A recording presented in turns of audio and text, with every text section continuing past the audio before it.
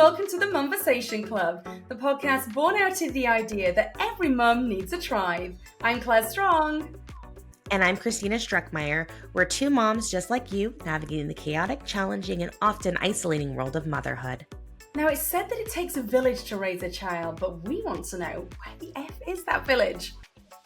Yep, it's a question that resonates with so many of us who find ourselves raising children, managing careers, and trying to maintain our own identities, often with a sense of isolation. But we're here to remind you that you're not alone. The Momversation Club is your village, a place where you feel valued, appreciated, and understood. We believe that by sharing our own experiences, successes, and struggles, that we can create a virtual village for all you amazing mamas out there.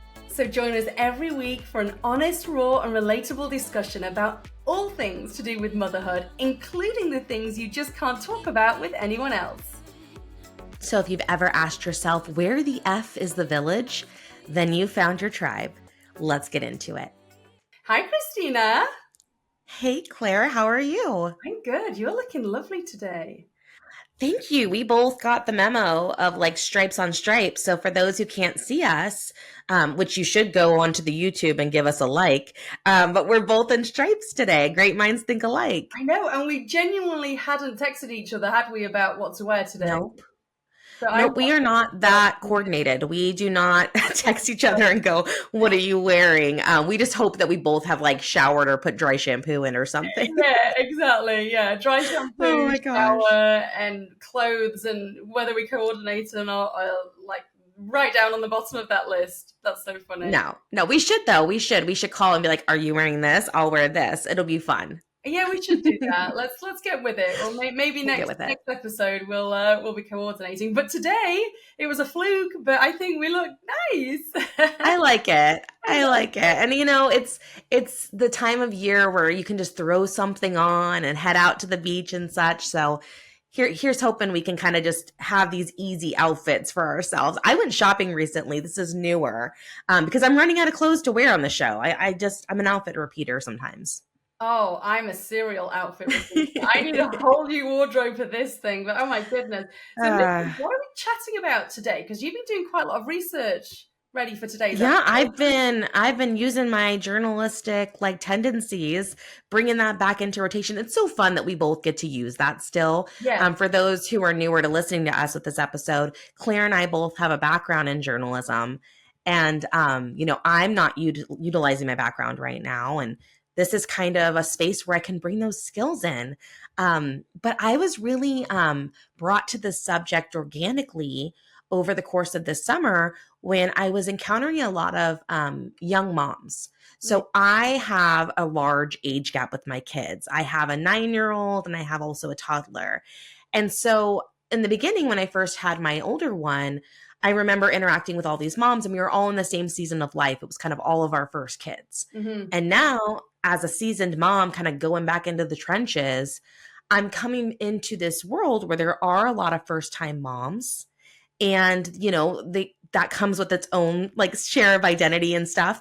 And then I'm coming in with this like lived experience of like, hang with me, I know the ropes.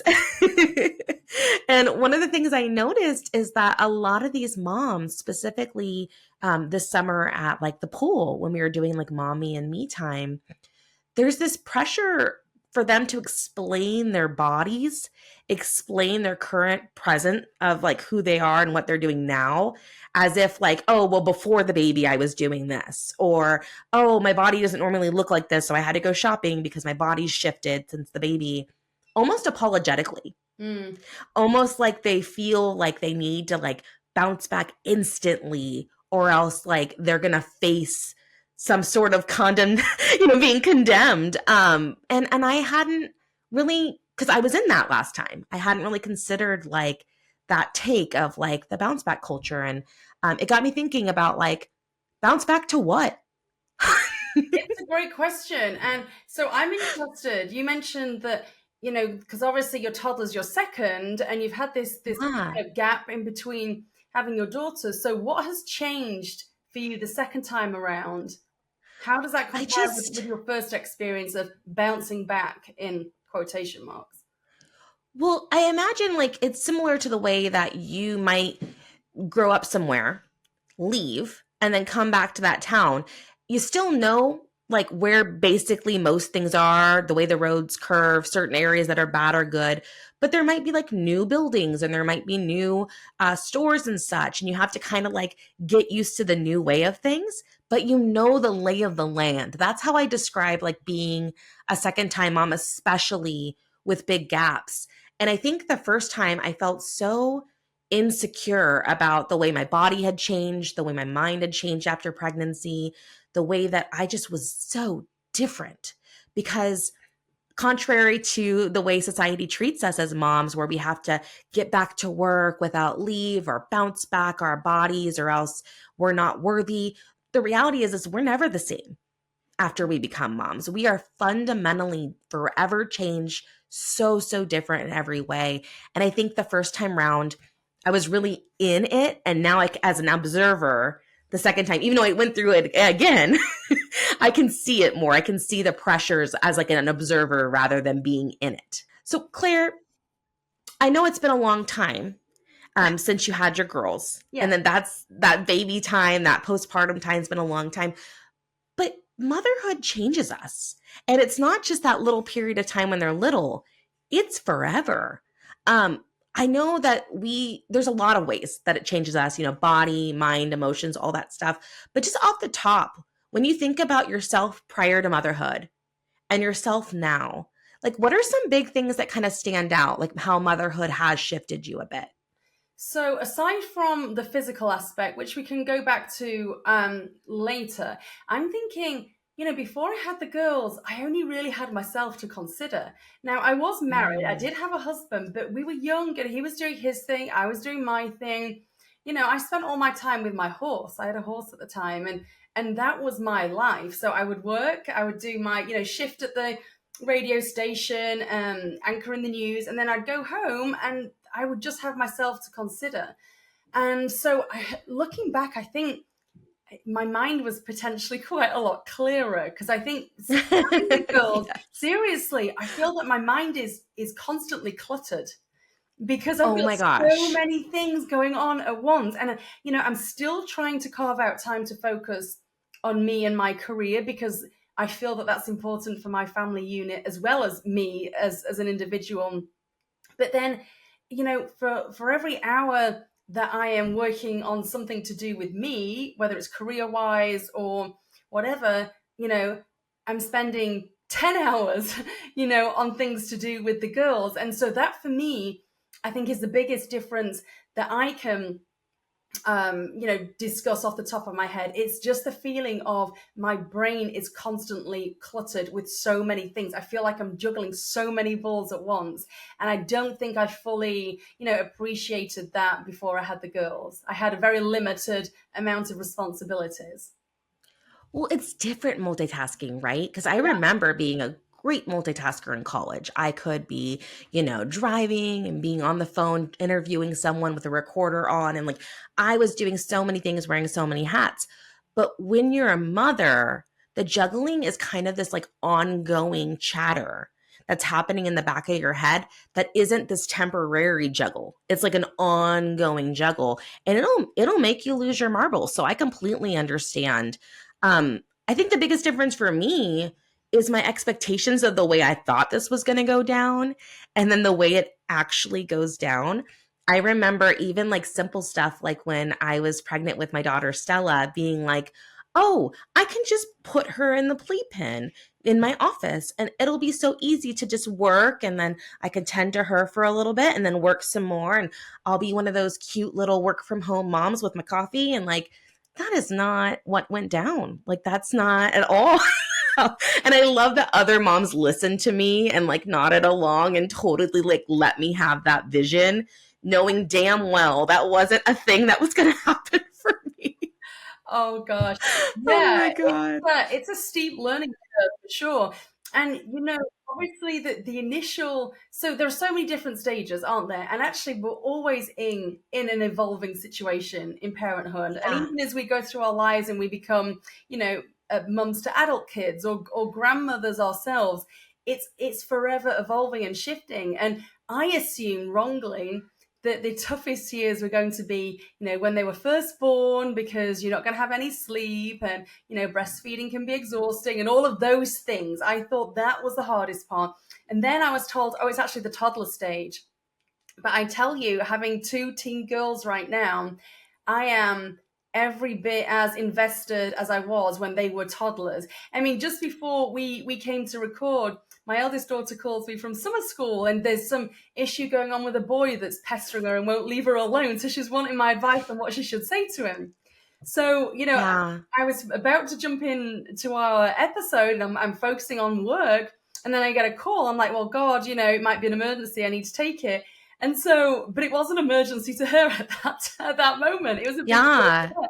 And so that's an example of how, my brain is forever being pulled in different directions, and it's really hard to stay focused on one thing, especially when it comes to work, as it were, because you've just got all these other things that are requiring your attention. It's difficult. Yeah. Well, I heard something really wonderful. Like, I mean, just it helped me a lot when it came to like the hard stuff Mhm. from another mom that was older than me. Cause you Okay. encounter those moms who are seasoned and you're like, give me your wisdom. When I was, having Stella and Mommy and Me when she was like a little, toddling baby, she said it doesn't get easier. The hard just changes.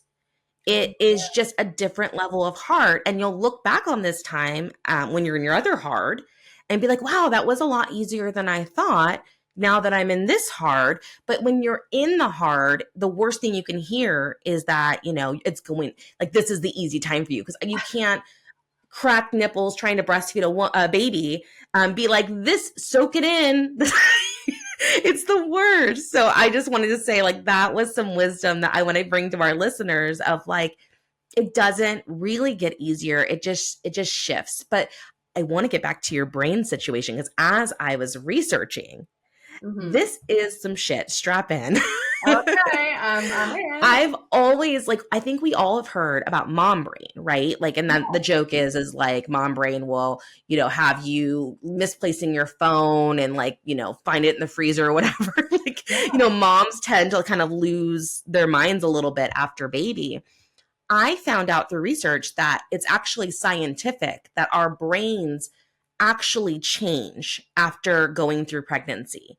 And that Okay. really it hasn't been something in the ether until recent years because there hasn't been a lot of studies about maternal neuroscience because there wasn't really a lot of women in the field. Mhm. And now as things are progressing and we're getting more and more inclusion, we're starting to see some science behind this stuff. And there is like actual science that says our brains shift. A study actually said, I'm reading from my notes, but it said that basically there is gray matter in our brains that decreases after we have our baby. And there's certain things that get shoved out so that other things like being attentive to your baby, kind of knowing the difference between the cries, remembering if they were fed today, like all these little pieces of information that are maternal can come in. Mm. And that actually stays that way. It kind of shifts and changes as your hormones evolve, but it can change for up to 6 years. How about up to 16 years? Well, and My also brain's still part of there. that, I bet you if we studied, when you get used to functioning a certain way, it becomes habitual and it is your forever. Well, that would make sense. And you know what? How validating is that? Because we joke as mums, oh, it's like baby brain or whatever. So it genuinely is. Like we do have that to contend with. It's been scientifically proven Yeah. that our brains do shift. Because we've Crazy. talked, I mean, I think everyone's aware of the physical changes and we'll get into those, but like that was news to me. I actually ran across like a TikTok a while back about this, but I didn't dive deeper until research for this episode. And yeah, there's a lot of studies about it. There's a lot of conflicting studies, but most of them say like the gray matter decreases, you get some of it back after so much time has passed because the hormones shift and change, but your brain's forever fundamentally change, just like the hormone shifts that happen when you're a teen. Like you Hmm. get hormone shifts when you're a teen, and those also affect the gray matter in your brain because you're fundamentally different when you're a child versus an adult. And there's a real shift that happens there in the middle.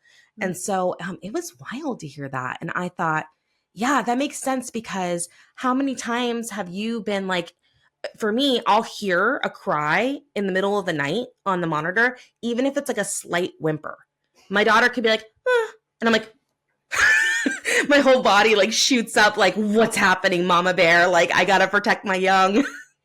So, one thing I forgot to mention when we were talking about what has changed maybe my brain or emotionally since having the kids, sleep. I am the world's Mm, lightest sleeper now.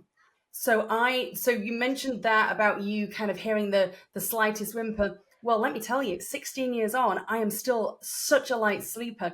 And now it's also translated to the dog. So I'm the one that can hear if the dogs are whimpering, or I'm that person that's going to be up with just the slightest bit of noise. And that hasn't gone away. So I can hear if one of the girls gets up in the night to go to the bathroom, I hear it. If my husband gets up to go to the bathroom, I am such a light sleeper. It's actually, now it's kind of annoying. I wish I wasn't. Might need to start taking stronger melatonin.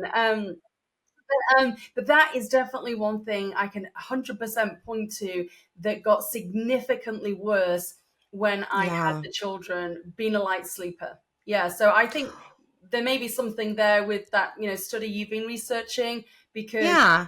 you're just I tell you Well, what it is, you're on alert all the time, Christina. yes, Yeah, yes, you're constantly on when you're a yeah. mom. And I think that those maternal instincts, those things that you're talking about are like evolutionary. Like, back in the caveman days, like if there was something that was threatening your family, you need to hear that so that Mm. you can protect everyone.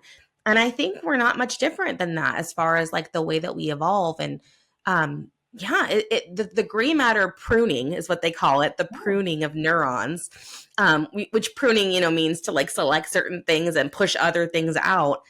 It's meant to foster like you as a mother because you need a whole new set of skills as a mom. And I think for some of us, like the light sleeping and certain other things we'll chat about emotion wise, because you do it habitually, it becomes your norm. And I think that it just changes forever. So like you may never, I know you don't want to hear this, Claire, but you may never get the sleep that you had prior to the kids because it might just be your new normal. Oh, well, I'm fully expecting that, but I'm as I said, there may be things I can do like melatonin and Melatonin, stuff. Yeah, for sure. definitely. Hey, another thing, I feel I'm more anxious since having the kids. I never would have said I was an anxious person before, and it's only recently since my girls have got older and they're actually more emotionally aware than than I am. They watch a lot of TikToks on this stuff. Yeah. Um, It's like, Mom, I think that you might need to like look into your anxiety. So and Oh, so says. seriously. My eldest daughter said to me once, Mom, I'm so proud of you that you're working on your mental health. I'm like, oh my God, this is I this is love that showing for that my her. children are giving me mental health advice. But yeah, I'd say I am more anxious since having the girls. And actually, I think my anxiety's increased, not decreased, the older that they've got. I don't know how you feel about your mental health. Do you think Yeah. that you're more anxious overall since having the kids? Absolutely. And I think that as I was looking into the emotional side of that, it seems to be kind of universal. So, like, a lot of moms, when polled, they'll say, like, the biggest change after motherhood is the way that they are more sensitive to their emotions, all of the emotions. And one of the biggest key points is things like you might cry when you hear news of a child that's ill or hurt or in pain or missing. You might pay attention and cue into that a little bit more than you would with that before. You might not be aware of all that stuff, and it feels really like heightened because you're in that mama bear state of I need to protect my kids. That could be my kid, which produces anxiety. And also there's intuition.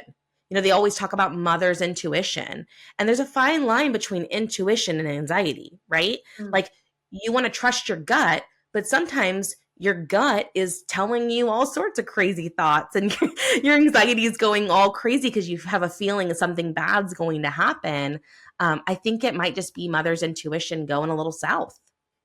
So interestingly, my job, obviously, we do the podcast, but I'm a journalist and I've worked on some really hard hitting stories. And actually, one of the reasons that I'm transitioning out of regular hard news, as it were, is because it's just, I think as a mum, like you say, you're hyper aware of stories where you could, quite easily see, what if that happened to my child? I have a child the same age. And Yes. before I had the girls, those stories, I'm not saying they didn't impact me, but I was able to like shut off. I could research them, I could write about them, Yes. I could read them during my newscast that I was anchoring, and they wouldn't be keeping me up at night. Now, I had to cover a story just a few weeks ago, and it was about a young boy who's the same age as my eldest daughter, who went to a neighboring high school, and he got killed, knocked off his e-bike. For people back in the UK that may be listening to us, these are electric bikes, basically. And all the kids around where we live have them. They bike to school on these e-bikes, and so they can go pretty fast, actually. Anyway, long story short, this young boy, I believe he was 14 or 15, he was cycling to school, and a van didn't see him, pulled out, and he died. And I was Oh having my to revisit gosh. this story the other day, and I just, honestly, Christina, my heart just, broke, and I'm having to quote the parents, and it's like, my God, this is just so awful. And I could not help but think about my eldest daughter, particularly, who was the same age at the time. And that wouldn't have happened before I had the kids. So definitely, absolutely, 1,000%, I am hyper aware of stories involving, kids that could potentially, that could have happened to us, and it really impacts me much more than it did before. Absolutely. And that's so awful because I'm the same way. The minute you said what had happened, I think, oh God, who told her? Yeah. Like, how did that Yeah. news get delivered? What was that like for her? Like, how awful. That's the worst news you can receive as a mother, is that something's happened to your child. And yeah, it gives me like a physical reaction. As you're telling me that story, I can feel my stomach churning and like the heart kind of clenching and being like, this poor mom. And also like, how do I never let my kid go on an e-bike ever? Like, it's like these, how do I prevent that, like the helmet safety and all that stuff. And there's just so many times where I feel like as a mom, we become like the mother of all. And it's the reason why, if you're in a store and there's a mom looking for her kid who, she can't find them, we all as mothers, it's like all hands on deck. We are a unit. Yeah. Like as moms, we see each other and we go, okay, we're all in this together. Like your hurt is my hurt. And I feel like most of us feel that. Like most of us feel this sisterhood of it's all of our kids. So that leads me to a positive, I think, that has happened to me since becoming a mum. I'm more empathetic.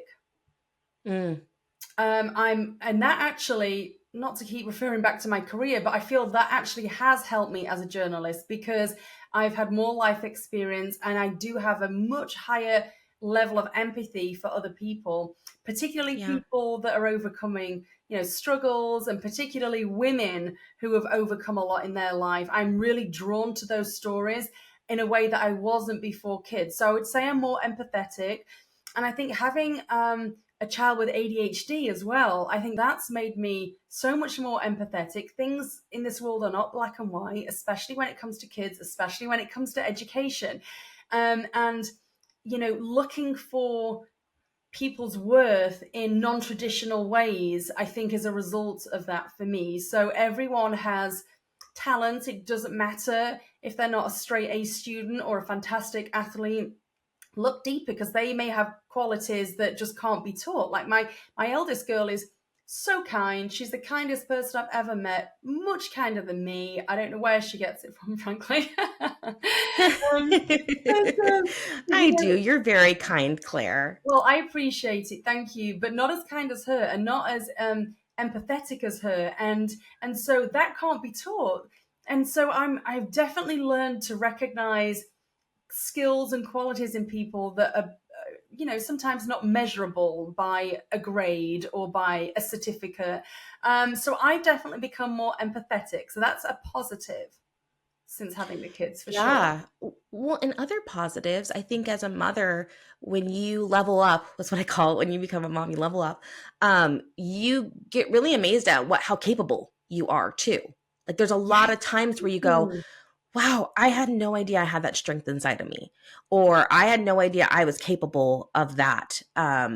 In a good way, like in a good way where you're like, you surprise yourself with stuff. And a lot of that for me has been like kind of walking through the flames for my kids, like the advocacy, the way I protect them. There was this viral TikTok question, Claire, where there's this interview.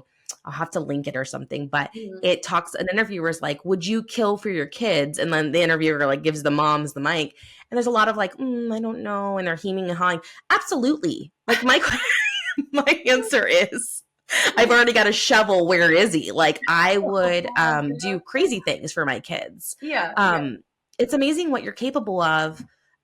You have strength inside of you, and like, so it's almost like a superpower as a mom. There's this intuition, there's this protector, there's this multitasking genie that you're like, you're just, you level up. I mean, do you feel that level of capability? Like, have you ever surprised yourself with your own capabilities? Oh yes, many times. So it's funny, when I was growing up, my mum and dad used to do a lot for me. So for example, this is kind of embarrassing to admit, but I had not done laundry by the time I was like my girls' age. And the funny thing is, my girls, when we moved over to America 7 years ago, they suddenly started doing their own laundry. They were little when they came over. They were like 7 and 9, and they just started doing their own laundry. And I haven't done any laundry for them since.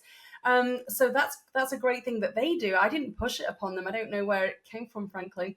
But yeah, so before kids, if there was something wrong with my car, my dad would fix it. If there was growing up, if there was a light bulb that needed changing in the house, my dad would do it. And so I had a lot done for me, before having kids, certainly growing up while ever I was living at home. And then when I separated from my first husband, who is the girl's dad, um, I was living in rural France at the time. And instead of going home back to England where I had my family and all my friends, I decided to live on my own in a remote hunting lodge with two babies for 2 whole years on my own. It was like I should have filmed the whole thing. I should have done a docu-series on It it. would It have was been a great ridiculous. YouTube It, series. yeah, no, seriously, I should have done. I don't know why. Wow. Well, I know why, because I was going through such a crazy life change. I didn't have the energy to do that. But um, things like, so this house we lived in, it was an old stone hunting lodge, so it was hundreds of years old. It was a huge place, but it was the only place I could find for rent at the time, and it was actually dirt cheap. So that's where we were living, and it might sound great, except this place had no heating. And in the south of France, in the winter, it gets bloody cold. It's freezing. Yeah. We got snowed in on 3 of the winters we were there. And so I had to, in order to keep me and my like 2 and 4 year old warm, I had to constantly tend to this stove, and that was the only heating source in the house. So I'd get up in the morning and I'd be wearing about 5 layers to go to bed. You could actually see your breath in the house. It was that cold. And I'd go and start this fire, and I'd have to. My entire job, it felt like, was to keep this fire going through the winter to keep us all remotely warm. And I remember one evening, I felt so sorry for myself. I got the fire going and I needed some more firewood. And I went outside, and it had been snowing, and I slipped on some ice and I went flying on my bum. And I was Oh like, no. oh my God, this is just terrible. But so in addition to that, I was changing light bulbs. And I know that might sound silly, like, oh wow, change a light bulb. Hey, listen, until I was in that situation, I had never ever changed a light bulb in my life. So now, Yeah. yeah, so now I feel I'm more um not that I'm dissing my mum, but because my mum and dad had the very traditional marriage, they're still together. My dad does a lot around the house. My dad's very handy.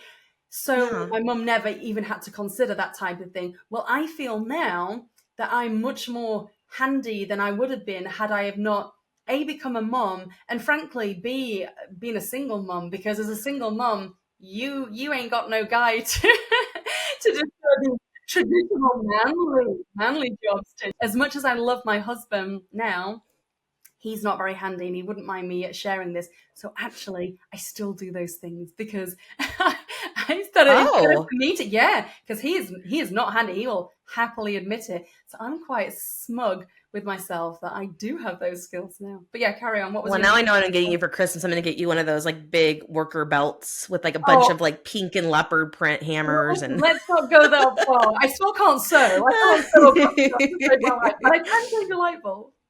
I think what I love about your story is women, when they need to do what's best for their kids, they do crazy shit. Yeah. Like we leave marriages that are unhealthy. We start lives without much knowing about how things are going to work out, but we are figuring going to figure it out because we're moms and we need to protect our kids and make sure that they're safe and handy. Being handy is like one of the many ways. And so I love that. I think that there's so many women that can say, yeah, absolutely. There's some things I've done in my life where if it wasn't for the pressure of feeling like I'm in charge of these little people, I might not have rose to that occasion and done that thing. Gosh, the big one when I think about the way that I felt impossibly like I felt so like you could do anything to me now and you can't hurt me was after I gave birth. I remember in the hospital room after I gave birth to Stella, going to my then husband and saying, that was crazy. I've never been through that much pain in my life. I can't believe I made it out. You could literally stab me in the leg right now, and I would be like pulling it out and like ready to go. I just can't believe how much I was able to do. Like, I was such a crybaby before that. I would like be the kind of person that would fall and scrape her knee and be like, I've broken my leg. And after I gave birth to my child and the pregnancy, like I just couldn't believe how tough I was. Well, it's kind of like a war zone in there. Yeah. It really is. And I read an article once that said the injuries sustained during labor. So, what your body, and this is just a regular labor, by the way, this isn't anything that's out of the ordinary or high risk, but a regular birth, the injury sustained to a woman internally is the equivalent of a car crash. You I know, believe it. well, I know. Well, so can I. But so my husband now, he hasn't got any children of his own, and so he's never gone through the whole labor situation, and and that's a funny thing as well. I don't think unless you've experienced it, and I know guys can't actually experience it, but like being there, for example, I Yeah, don't think watching. unless you've been there, you can fully appreciate just how traumatic, frankly, birth can be. And it is, I had PTSD from my certainly my first delivery, just Yeah. because the level of pain and the whole thing's really quite traumatic. And I didn't. I mean, I ended up with a nerve injury from that birth as well, so that probably added to my PTSD. But it's crazy. Yeah. The amount of, like you say, the amount of strength I think that we find within ourselves since becoming mums is pretty impressive. And I think we just, what's the option, what's the alternative? There really isn't one. The other thing I think, now that we're kind of really digging deep into this, but my what I can take on, I feel has increased. For example, yesterday it's my girls dancing recital, and so yesterday I was toing and froing from their rehearsals all day. I went, oh my god, like 6 times to the theater, and it's half an hour away from my house, so work that out. And I was so exhausted, but you find that extra mile that you've got, even though you think you're on empty, and you are. And so this is why I'm saying this is not necessarily a good thing, because this is when you can, run yourself into the ground. But Yeah. got to about 8:30 last night, and my husband's away for 2 weeks actually, so he isn't here. So I don't have anyone to, help with any of this. I was so tired. I thought to myself, is there another mum I can text to bring Eva home, because I just can't get in that car and drive to the theater again. I'm exhausted. And then I found it in myself, and I was like, it's okay. I can do it. So I did it, and I made it through the day in a way that I don't think I would have done Yay. before. Oh, thank you. But, before it would have been, oh my God, I'm exhausted. I just simply can't do this. And yesterday I found that extra mile, and I did my sixth trip to the to the theater.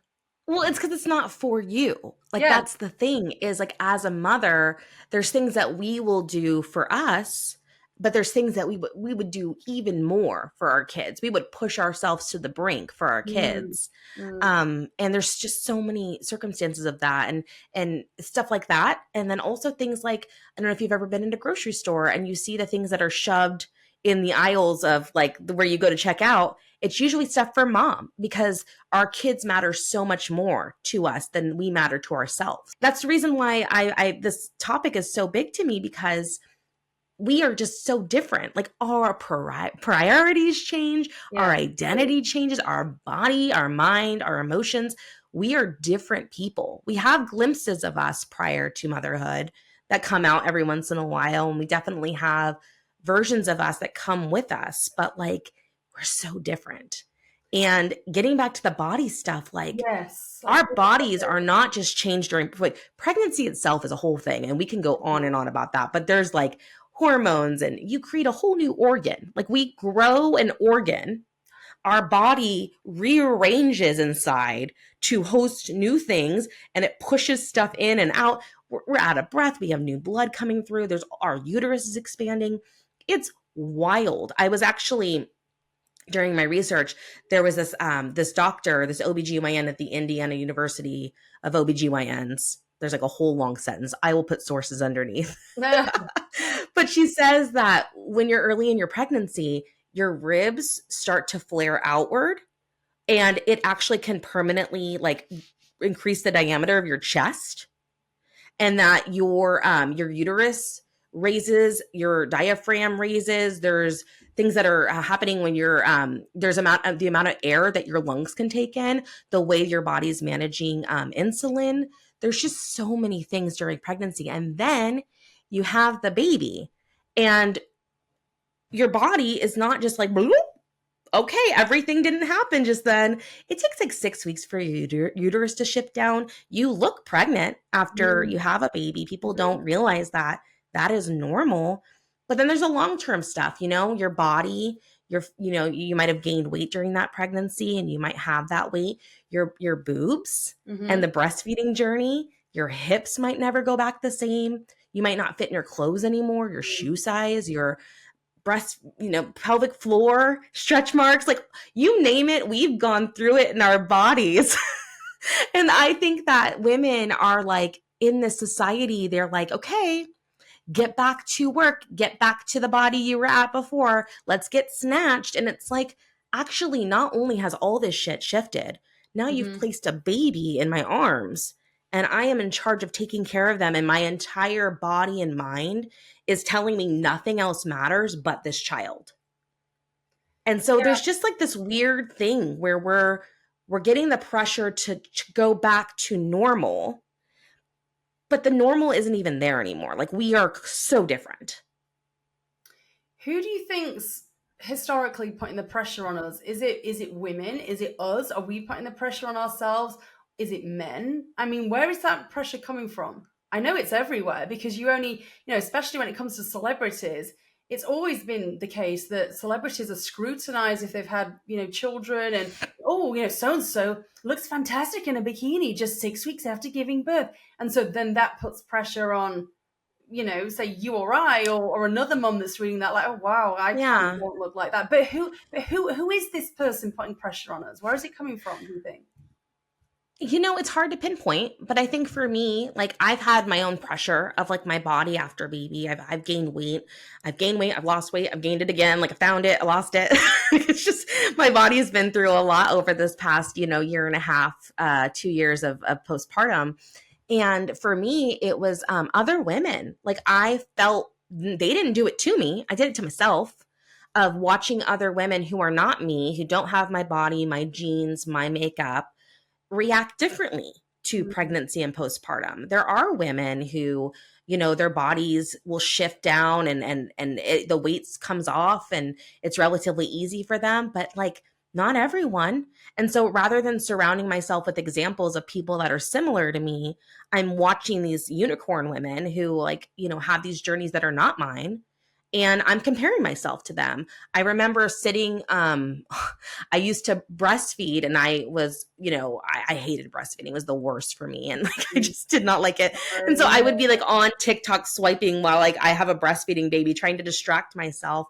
And I come across this woman who has her baby that's like, I don't know, 5 weeks old in a little bouncer, and she's doing pull ups. Oh, wow. she's she's like, I think she's wearing a diaper still, but she's doing pull-ups with her baby watching. And I'm like, God, I'm having a time just getting into the shower. And you know what? I'm not Go performing at the her. level I should be. So here's the thing, go her. I mean, we're not, if she felt No, good for her. physically able to, go her. But that's the thing. We all need to stay in our own lane, but it's difficult when you are surrounded with all these images, and Hmm.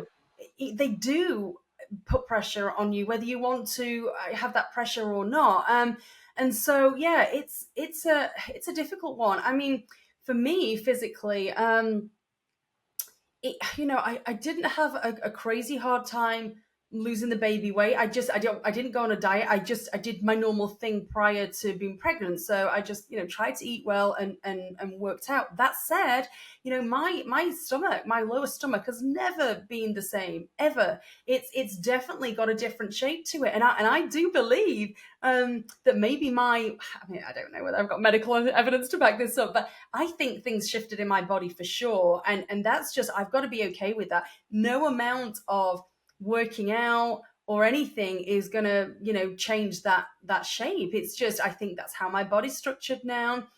I had a really Yeah. bad nerve injury too to my lower right leg, and so my right leg doesn't look like it used to because of that. And so I've had to, I'll be honest, I'm still in a transition phase with my body. And when I say that, I'm talking about me being okay with my new body. Because just to give you a bit of background on me, so I was training to go to ballet school when I was younger, when I was a teenager. And so I was extremely fit, and so that's how a lot of people in my life perceived me. I then went on to be a lingerie model. So again, it's all about your appearance. So people that knew me in my teens and my early to mid 20s knew me as this either ballet dancer or this lingerie model. And so I felt like I had this image to live up to. And it got, this is really silly, but it was so much so that my dancing teacher, who's like a second mum to me, my ballet teacher, after I stopped dancing, there'd be times when I wouldn't go and see her because I didn't think I looked fit enough. And she'd be like, "Oh my God, what's happened? You were so fit, you're not in shape anymore." And I was, but in my head, I had put this crazy pressure on myself to be perfect. And so I still have that voice in my head, and I need to be okay with people that had this image of me. I need to be okay with whatever they think of me. And frankly, let's be honest, everyone's got their own issues. Everyone's got lives. I'm sure they're not literally spending their entire time, looking at me and thinking, "Oh God, she doesn't look like a lingerie model right now." I don't think that's probably what they're thinking anyway. But in my head, I've just put this pressure on myself, but partly because of the environments that I was in growing up. The Yeah. ballet world and then the modeling world, they're not actually great.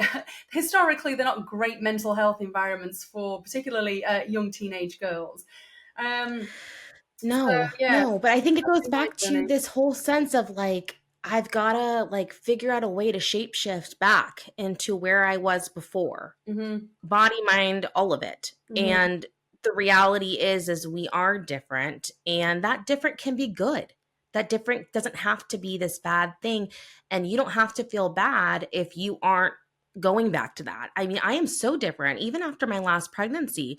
Before, when I went into this pregnancy, I was this like, I was doing a successful MLM. I had lost a bunch of weight. I was like, top of the pyramid with that and like really into it. And after I had her, it wasn't just the body that shifted, it was my mind. And I went, Hmm. you know what? I don't feel good with some of this messaging. I don't feel good with the way that I'm talking about myself. I don't like this, this, and this. my emotions shifted. My take on things shifted. I was forced to pause and I had to go back and be like, does this still make sense for me in my current life? And I think that's what a lot of women do. Then there's just like this phenomenon of women who, go on pregnancy leave, maternity leave, if we even freaking have it. Like there's a lot of people that don't have it, Hey, this is which is another a whole episode, other a topic. whole other A topic, and I whole other want to topic. talk about that because it chaps my you know what, that this country is Yes. such a But there's a terrible lot of people maternity that go, leave. well, she's not going to come back from leave. Maybe, because that job might not be a good fit for her now with who she is and what her priorities are and what's going on with her. It may be that she goes back and loves it. It may be that that's still a very big part of her and she loves her career, but it may be that things have shifted. That job may not be the right hours, the right time, the right emotional capacity, like you were talking with your job. It's okay if we change. This is a long life. And I feel like there's this pressure that we put on ourselves as moms, we put on ourselves as women, where you have to constantly go back to your high school self or your college self or Yeah, your, just out in the workforce self and be yeah, like, am I as good as that version of you? You're going to shift a million times. If you talk to a woman who's in her 70s or 80s, she's not concerned with how much she weighed or how much her concerns are is how much did I love on the people that were important to me? How did people feel about me when I was in a room? Like those are the things that matter. And so this whole situation of like us focusing in on what we should be doing or how we should be and comparing ourselves to who we were before motherhood, it doesn't make any sense because as we've outlined in this, not only are you so not that person emotionally and identity wise, your body, your brain, all of it's different. I mean, to the point where we didn't even get into this, but like there's research that says like we have genes that swap with our kids and like they're a part of us forever. Like things are fundamentally different. And so if we can just be a little kinder to ourselves and say, hey, you, you're not that person anymore. That person, like the old Taylor can't come to the phone. She's dead. Like you have evolved. You are now this person and it's time to start loving on her and like getting to know her a little bit more. and that brings us to the end of another episode of the Momversation Club. And if you've enjoyed today's show, which we hope you have, please don't forget to subscribe, like, and leave a review. Your support helps us reach even more moms and build a stronger village. It sure does. Until next time, bye.